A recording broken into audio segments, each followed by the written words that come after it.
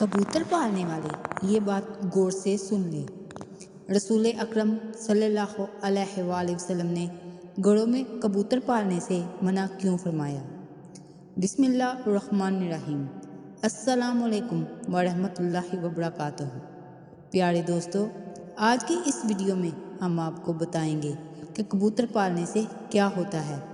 प्यारे आका सल्लल्लाहु अलैहि वसल्लम ने कबूतर पालने से क्यों मना फरमाया? कबूतर को शैतान क्यों कहा गया है?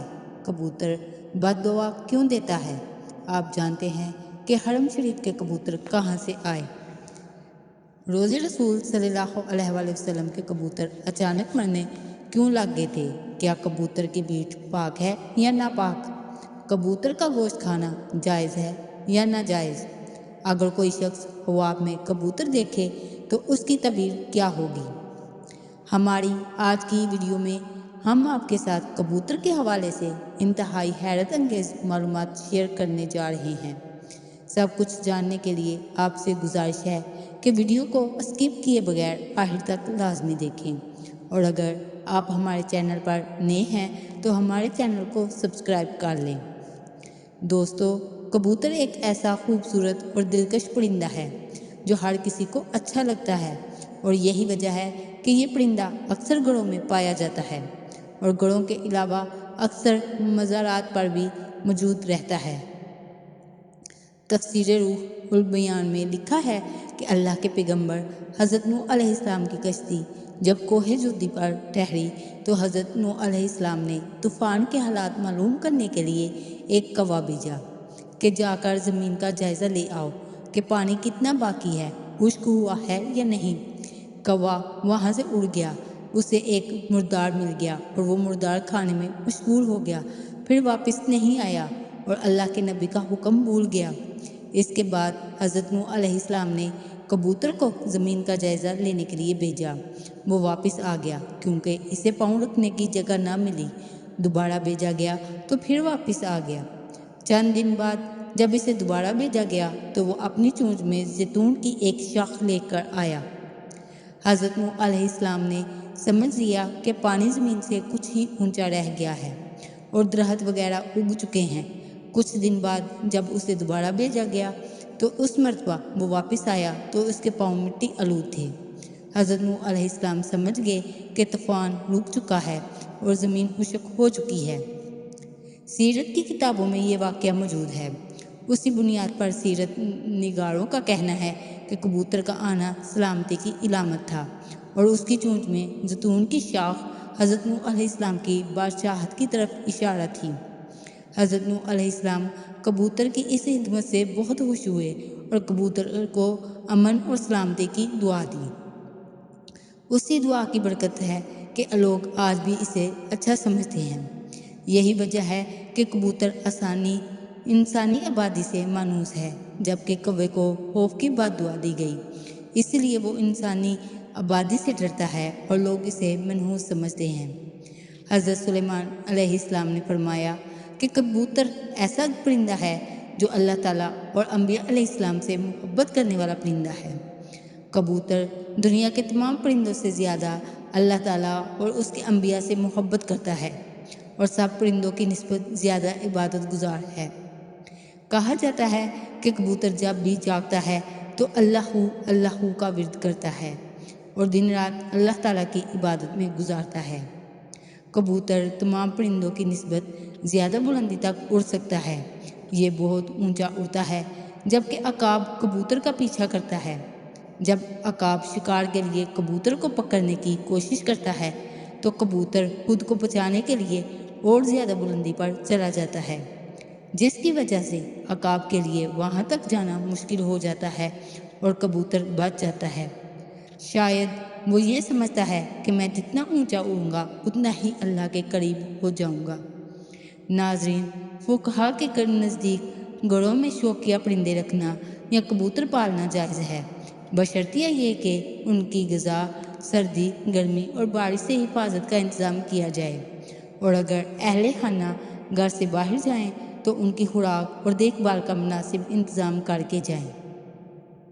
अलबत्ता परिंदों को सताने की सख्त ममानत ہے، جیسا کہ سنن ابو داؤد میں حضرت عبداللہ بن مسعود رضی اللہ تعالیٰ عنہ سے روایت ہے کہ ایک حدیث میں کبوتر کا ذکر آتا ہے کہ ایک کبوتر نبی کریم صلی اللہ علیہ وآلہ وسلم کے سارے انور پر منڈلا رہا تھا اور اپنی زبان سے شکایت کر رہا تھا کہ کسی نے اس کے گھونسلے سے انڈے اٹھا لیے ہیں۔ حضور صلی اللہ علیہ وآلہ وسلم نے صحابہ کرام میں اعلان فرمایا کہ کس نے اس کبوتر کے انڈے اٹھائے ہیں۔ ایک صحابی رضی اللہ تعالیٰ عنہ نے اقرار کیا تو نبی کریم صلی اللہ علیہ وآلہ وسلم نے حکم دیا کہ انڈے واپس گھونسلے میں رکھ دیے جائیں۔ اس روایت سے معلوم ہوتا ہے کہ پرندوں کو ستانا ناجائز ہے، پرندوں کی بد دعا لگتی ہے، اور کیونکہ کبوتر ان پرندوں میں شامل ہے جو انبیاء علیہ السلام کا پسندیدہ رہا ہے، اس لیے اگر کبوتر کو ستایا جائے تو وہ بد دعا بھی دیتا ہے۔ دوستو، آپ مکہ مکرمہ گئے ہوں گے، اور اگر نہیں گئے تو اللہ تعالیٰ سے دعا ہے کہ اللہ آپ کو اپنے گھر کی زیارت نصیب فرمائے، آمین۔ مسجد الحرام کے ارد گرد ثواب کی نیت سے بہت سے لوگ کبوتروں کو دانہ ڈالتے نظر آتے ہیں۔ جیسے ہی اس مقدس سرزمین پر قدم رکھا جاتا ہے تو کبوتروں کے جھنڈ لوگوں کا استقبال کرتے دکھائی دیتے ہیں۔ حرم مکہ کے کبوتروں کا شکار یا قتل کسی صورت جائز نہیں، چاہے احرام کی حالت ہو یا نہ ہو، اور ایسا کرنے پر فدیہ واجب ہو جاتا ہے۔ ایک روایت کے مطابق یہ وہی کبوتر ہے جنہوں نے رسول اللہ صلی اللہ علیہ وآلہ وسلم کے غار ثور میں قیام کے دوران غار کے دہانے پر گھونسلے بنا کر انڈے دے دیے تھے۔ دوسری روایت کے مطابق ان کبوتروں کا تعلق ابابیل پرندوں کی نسل سے ہے جنہوں نے یمن کے بادشاہ ابراہ کے لشکر کو تباہ کیا تھا۔ ایک مرتبہ مسجد نبوی صلی اللہ علیہ وآلہ وسلم کے انتظامیہ نے صفائی کی غرض سے کبوتروں کو دانہ ڈالنے پر پابندی لگا دی، لیکن کئی دن گزرنے کے باوجود کبوتر گنبد خضرا چھوڑنے کو تیار نہ ہوئے، یہاں تک کہ بھوک سے مرنے لگے۔ اہل مدینہ نے اپنی آنکھوں سے یہ منظر دیکھا، پھر حکومت نے دوبارہ دانہ ڈالنے کی اجازت دے دی۔ دوستو، کبوتر کی پیٹھ پاک ہے اور جس جگہ لگے صرف اسی حصے کو دھونا کافی ہے، پورا کپڑا دھونا ضروری نہیں۔ کبوتر کا گوشت کھانا بھی جائز اور حلال ہے۔ اب آتے ہیں اس بات کی طرف کہ رسول اللہ صلی اللہ علیہ وآلہ وسلم نے کبوتر پالنے سے کیوں منع فرمایا۔